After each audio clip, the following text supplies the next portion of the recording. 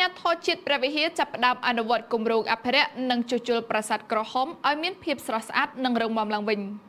នាយកដ្ឋានអភិរក្សបុរាណវិទ្យានៃអាជ្ញាធរជាតិព្រះវិហារបានរៀបចំបើកការដ្ឋានអភិរក្សនិងជួសជុលប្រាសាទក្រហមក្រោមការគាំទ្រ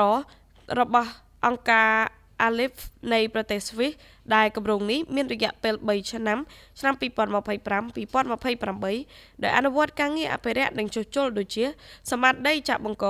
ជួសជុលរចនាសម្ព័ន្ធប្រាសាទទាំងមូលដោយគោរពតាមបទដ្ឋានអន្តរជាតិនិងថែរក្សាគំនូរពណ៌នៅផ្នែកខាងក្នុងរបាយការណ៍លើផ្ទៃជញ្ជាំងខាងក្រៅដើម្បីរក្សាតម្លៃប្រវត្តិសាស្ត្រនិងភាពដើមរបស់សំណង់ប្រាសាទនេះដើម្បីទុកសម្រាប់អ្នកជំនាន់ក្រោយគូបញ្ជាក់ផងដែរថាប្រាសាទក្រហមមានបាតប្រវែង12ម៉ែត្រ4ជ្រុងនិងកម្ពស់17ម៉ែត្រជាប្រាសាទឥតធំជាងគេនៅក្នុងរមណីយដ្ឋានបេតិកភណ្ឌពិភពលោកប្រាសាទកោះកេរប្រាសាទនេះតម្កល់បដិមាព្រះឥសូររាមសង់អំពីថ្មភក់កម្ពស់ប្រហែល6ម៉ែត្រតម្កល់លើបល្ល័ង្កមានលម្អរូបពស់ព័ទ្ធជុំវិញរួមទាំងសត្វតោឈរចំនួន8នៅតាមជ្រុងនីមួយៗដោយឡែកនៅជុំវិញបល្ល័ង្កក៏មានបដិមាចំនួន4ផ្សេងទៀតដូចជាបដិមាព្រះនាងឱមារ័មនាងចាមុណ្ដាមហាកាលនិង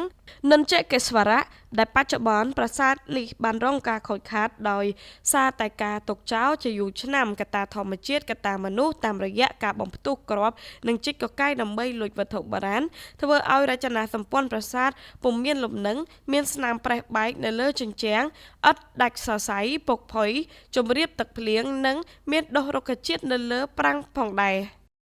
នេះខ្ញុំរ៉ាលីពី Big News